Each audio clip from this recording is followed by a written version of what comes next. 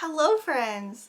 So things might look a little bit different for two reasons. One is I got a new camera, so I'm kind of trying it out. It's more of a vlogging camera. I wanted to test it out for a few videos this way, but also new setup. I finally rearranged my guest room slash office, so I don't know if this is going to be my permanent spot for filming videos, but it's definitely a contender for an occasional type of thing. So yeah, exciting. I will do a office tour because I'm really excited about that, but I have guests coming over this week, so it might be a few weeks in the future before you see that. But today we're gonna do a manga haul. So this is gonna be technically my beginning of spring manga haul, I guess, because I got these things in February and in March, also like today. So I thought I would go through all the things that I got. There is quite a bit here, and it's all sort of a random assortment of stuff. Yeah, let's get to it. So the things that I bought in February. First off, I got Hatsuharu volume 13. This is the last volume in Hatsuharu. This is a high school shoujo romance that focuses on, our main character is a guy, and basically his childhood friend beats him up, punches him in the face, and he falls in love with her. So this series is really funny. I have only read up to volume 6, so I am planning on reading this very soon, but I'm happy to have the whole series. Next up, we have another last volume in a series, and it is Waiting for Spring, volume 14.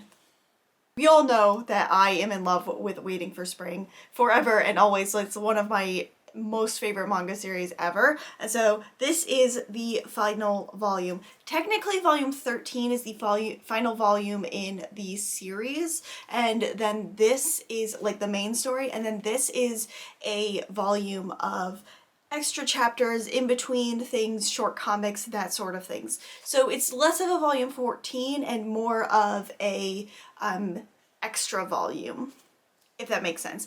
I've heard that in other countries, in other languages, they publish it with a different name and not volume 14.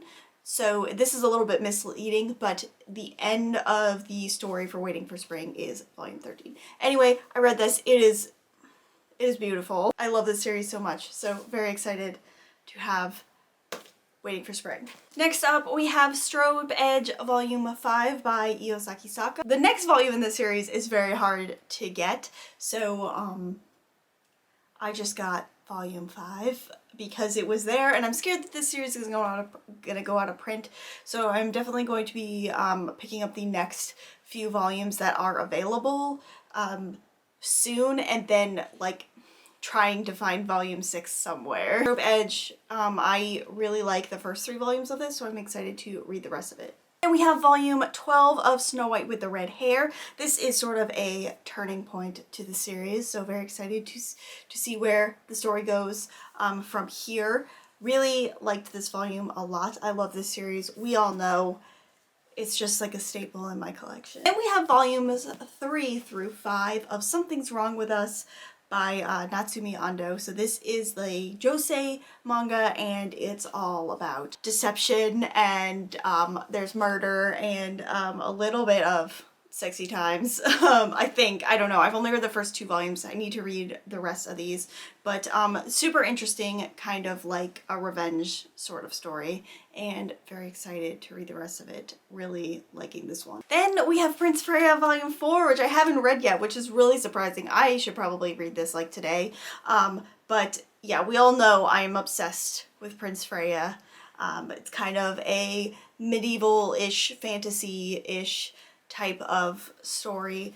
Oh, I just flipped through and I saw a spoiler. Oh my god. I'm gonna read this today. After I'm done filming my videos for today, I'm going to read this because what I just saw. Oh my god.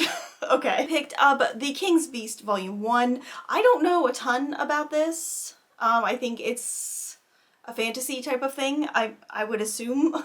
So reading the back of this, it seems like a revenge sort of story in sort of a court drama type of thing, so really excited for this. Then we have Those Not So Sweet Boys by Yoko Nogiri, and this is the same author that does Love and Focus and That Wolf Boy's Mine. And I actually read this on NetGalley and I am obsessed. I love it. It's so cute. It's kind of, these three boys are kind of rich boys, but they're a little bit of like delinquents. They don't want to go to school, and then our main character tries to bring them back to school, and it's them slowly letting in other people to their friend group, and maybe why some of them don't want other people in their friend group. So really, really excited for this one. I'm going to talk about a lot of these in my wrap up later, so stay tuned. Then we have Mint Chocolate by Mami Orikasa.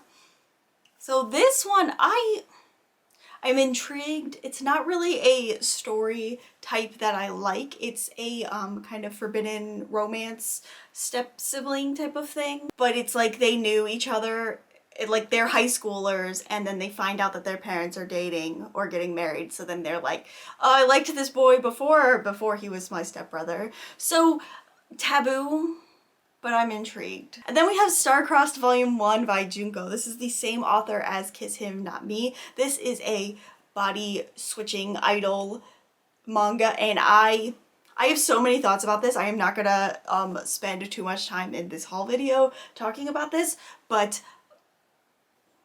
this girl, she is me. I'm just gonna put it out there. She is obsessed with idols. She is me. This is so funny. I had so much fun reading this. I think part of it is I'm not like really one for body switching stuff, but I think this was done in a really amusing, kind of ridiculous way. It's so over the top and out there that you just have to kind of go with it. And I love anything that has to do with like Japanese idols and like idol culture, especially like a character who is a fan of idols, because I mean, like, I'm literally wearing a hoodie from my favorite idol group's concert that I've never been to. So yeah, I'm gonna talk way more about this in like my March wrap up, so stay tuned for that. And then we have Kageki Shoujo, The Curtain Rises, and this is by Kumiko Saiki. So this is about a girl who enters a school for training for like Takarazuka, I think, which is like a style of theater in Japan where it's like all females, and it's like always like really over the top and like dramatic, and yeah. So this is about a girl who enters this theater school and kind of her journey that way. So I'm excited to read this. This seems to be the first, like, the prequel to like a main series, because it is The Curtain Rises. I think I have heard that there is more to it after this, so I'm excited to read this one. Then I picked up Golden Japanesque, this a splendid Yokohama romance, and this is by Kaho Miyasaka. So this is a romance novel this is a romance manga that takes place in the Meiji era in Japan, and it seems like a really good period romance, which is something that I've been like really into lately, especially like historical Japanese settings. So really excited to read this one.